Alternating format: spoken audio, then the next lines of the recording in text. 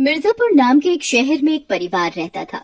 उस परिवार में एक बूढ़ी औरत, उसका बड़ा बेटा रमेश, बड़ी बहू रमा, छोटा बेटा महेश, छोटी बहू संगीता रहते थे। रमेश और रमा की एक 16 साल की बेटी थी जिसका नाम आशी था, और महेश और संगीता का एक 10 साल का बेटा था जिसका नाम डुगू था।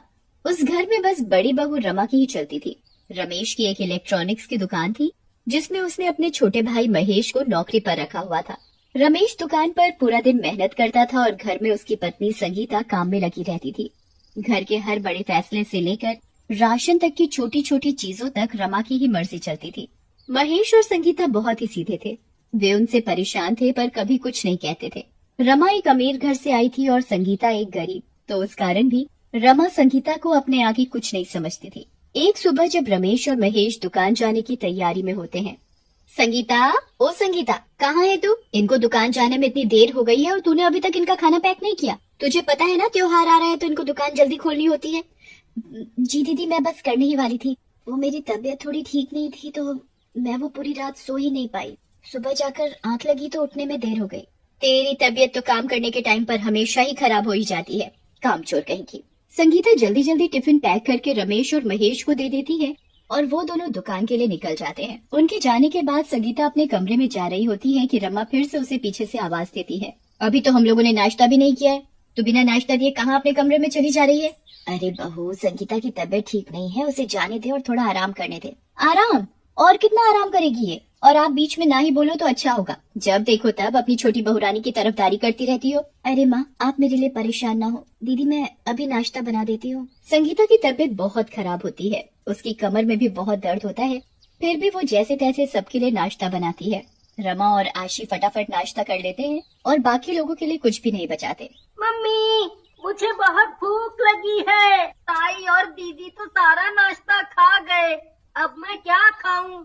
क्या मेरी शिकायत लगा रहे हैं अपनी माँ से? बहुत बोलने लगा है। चुपचाप जो फ्रिज में पड़ा है वो खा ले। और संगीता, तू छत पर जा और सारे कपड़े धो दे, पर उससे पहले पूरे घर की सफाई करके जाइयो। जी दीदी। संगीता पूरे घर की सफाई करती है, फिर छत पर जाकर पूरे घर के ढेर सारे कपड़े धोती है। कपड़े धोने के बाद संगीता कपड़े सुखाई रही होती है कि तभी रमा आ जाती है। जरा सा काम करने में पूरा दिन निकाल देगी क्या? बाजार से सामान भी लेकर आना है, वो कौन लाएगा? दीदी, मैं ले आऊंगी। ठीक है, चल मैं पार्लर जा रही हूँ, मुझे अपने लिए कुछ शॉपिंग भी करनी है तो मैं थोड़ा लेट हो जाऊंगी, इसलिए जब तक मैं वापस आऊँ मुझे रात का खाना तैयार मिलना चाहिए। ठीक है दीदी। रमा पार्लर चली जाती है और संगीता बेचारी घर पर अकेली पूरा दिन काम करती रहती है। रमा के ऐसे बर्ताव के कारण उससे सभी दुखी थे, पर कर भी क्या सकते थे?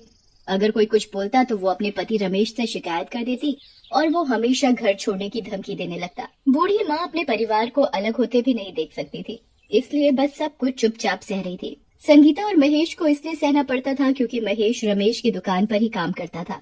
उसके पास ना तो कोई दूसरी नौकरी थी, ना ही इतने पैसे के कोई काम शुरू कर सके, इसलिए बस दोनों पति पत्नी भी चुपचाप सब सह रहे थे। रमा रोज पूरा दिन संगीता से काम करवाती और उसके बेटे को डांटती रहती।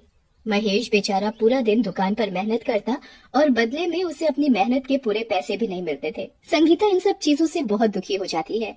मैं नहीं झेल पाऊंगी ये सब, इससे अच्छा तो मैं कहीं जाकर मर जाती हूँ। संगीता परेशान होकर एक रात पास की नदी में जाकर कूद जाती है। नदी के पास एक पीपल का पेड़ होता है और उस पेड़ पर बैठी एक चुड़ैल ये सब देख रही होती है। अरे, ये औरत पानी में कूद क्यों गई? ये आखिर मरना क्यों चाहती है? मुझे इसे बचाना होगा। चुड़ैल संगीता को बचा लेती है। चुड़ैल, चुड़ैल होकर तुमने मेरी जान बचाई? क्योंकि मैं एक अच्छी चुड़ैल हूँ जो किसी का बुरा नहीं करती। पर तुमने मुझे क्यों बचाया? मर जाने दो मुझे। आखिर ऐसा क्या हुआ है तुम्हारे साथ जो तुम मरना चाहती हो? मेरी जेठानी मुझे और मेरे परिवार को बहुत परेशान करती है, मुझसे जानवरों की तरह पूरा दिन काम करवाती है। चाहे मैं बीमारी क्यों ना हो पर वो तरस नहीं खाती। मेरे बच्चे को डांटती रहती है और मेरे बड़े सास ससुर की जरा भी इज्जत नहीं करती। तुम्हारे साथ तो बिल्कुल वही सब हो रहा है जो कभी मेरे साथ हुआ था। मैंने तो बेवकूफी में आकर खुदकुशी कर ली थी, जिसके बाद मेरे बच्चों और पति की जिंदगी खराब हो गई। तुम परेशान मत हो और बेफिक्र होकर घर जाओ, सब ठीक हो जाएगा, मुझ पर भरोसा करो।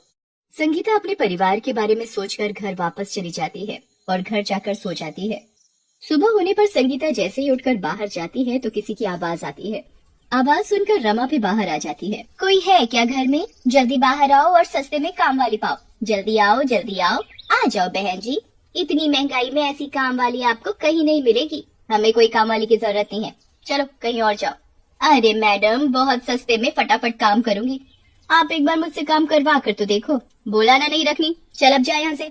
और अगर तुझे रख लेंगे तो ये मेरी देवरानी संगीता पूरा दिन बोर हो जाएगी। अच्छा तो मैडम, मैं सिर्फ आपके काम करूंगी और आपकी देवरानी संगीता का कोई काम नहीं करूंगी। मैं सब कुछ करूंगी, जैसे हाथ पैर दबाना, मालिश करना। मैंने तो पार्लर का कोर्स भी किया हुआ है। मैं सब काम घर पर ही कर दूंगी। आपका पार्लर का सारा खर्चा बच जाएगा और मुझे बदले में कहीं सोने की जगह दे दो और 2 वक्त का खाना। ऐसी काम वाली तो मुझे कहीं नहीं मिल सकती। मुझे इसे फटाफट रख लेना चाहिए। रमा उस काम वाली को रख लेती है। तुम्हारा नाम क्या है? जी मेरा नाम शांति है। अच्छा शांति, मैं अभी नहाने जा रही हूँ, तब तक तू मेरे कपड़े प्रेस कर दे। जी मैडम। रमा उसके बाद नहाने चली जाती है। संगीता रसोई में खाना बना रही होती है, तभी वहाँ शांति आ जाती है। अरे दीदी लाओ, मैं खाना बना देती हूँ। नहीं नहीं, तुमको दीदी ने अपने काम के लिए रखा है। अगर उसने तुम्हें मेरा काम करते देख लिया तो तुम्हें काम से निकाल देगी। वो अभी नहाने गई है, उनके आने से पहले मैं सारा खाना बना दूंगी। अरे इतनी जल्दी कैसे बना दोगी? ये तो नामुमकिन है। ऐसे नौकरानी एक चुटकी बजाती है और उसके 8 हाथ निकल आते हैं और वो चुड़ैल के रूप में आ जाती है। अरे शांति, तुम तो वही कल रात वाली अच्छी चुड़ैल हो ना? तुम यहाँ कैसे? मैं यहाँ तुम्हारी मदद के लिए आई हूँ। अब तुम्हें परेशान होने की कोई जरूरत नहीं, मैं सब ठीक कर दूंगी। चुड़ैल अपने एक हाथ से आटा लेती है, एक से आटे में पानी डालती है तो एक हाथ से उसे गूंथ देती है।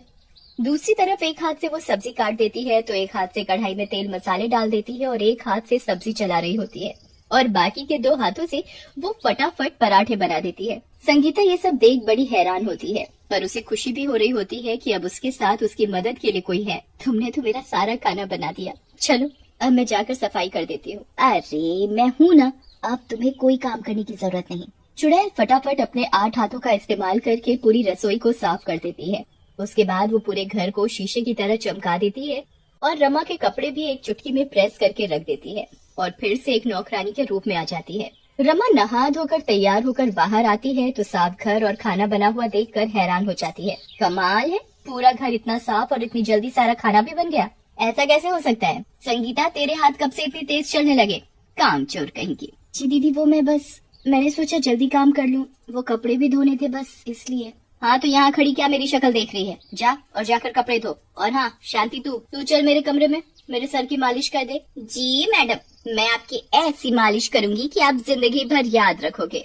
अरे वाह शांति, तेरे हाथों में तो जादू है। मजा आ गया। मजा तो कल आएगा जब तू धीरे धीरे गंजी हो जाएगी। मालिश करने के बाद चुड़ैल छत पर जाती है। संगीता चल अब तू साइड हो और देख मेरा कमाल। चुड़ैल फिर से अपने असली रूप में आ जाती है और फिर से उसके 8 हाथ निकल आते हैं। चुड़ैल 1 मिनट में सारे कपड़े धो देती है और फटाफट रस्सी पर भी सुखा देती है। चुड़ैल की मदद से संगीता के सारे काम चुटकी में हो जाते थे। दोनों बहुत ही अच्छी सहेलियां बन गई थी और अक्सर अकेले में खूब बातें करती थी। ऐसे ही दिन बीतते चले गए। चुड़ैल की मदद से संगीता का जीवन बहुत ही अच्छा हो गया था, पर रमा का बर्ताव हमेशा सबको दुखी करता था। एक दिन सिलेंडर फट जाने से घर में आग लग जाती है और रमा उस आग में फंस जाती है। बचाओ बचाओ, कोई है, मुझे बचाओ। संगीता और उसके साथ छत पर बातें कर रहे होते हैं और अचानक उन्हें रमा के चीखने की आवाज आती है। अरे ये तो दीदी की आवाज है। संगीता फटाफट नीचे भागती है। संगीता मेरी बहन, मुझे बचा लो।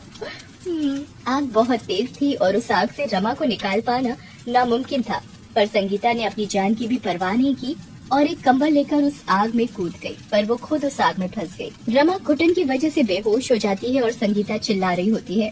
शोर सुनकर वहाँ चुड़ैल आ जाती है और एक चुटकी में आग बुझा देती है, पर उस आग में संगीता के हाथ जल जाते हैं। थोड़ी देर बाद रमा होश में आती है। संगीता, मैंने हमेशा तेरे साथ इतना बुरा किया, फिर भी तूने मेरी जान बचाई। तेरे तो हाथ भी जल गए, आज तूने अपनी जान की भी परवाह नहीं की। मुझे माफ कर दे संगीता, अब से मैं तुझे अपनी छोटी बहन की तरह रखूंगी। उस दिन के बाद रमा बिल्कुल बदल गई। सारी बात जानकर रमेश भी बदल जाता है और सभी हंसी खुशी साथ रहने लगते हैं। चुड़ैल को एक अच्छा काम करने की वजह से मुक्ति मिल जाती है।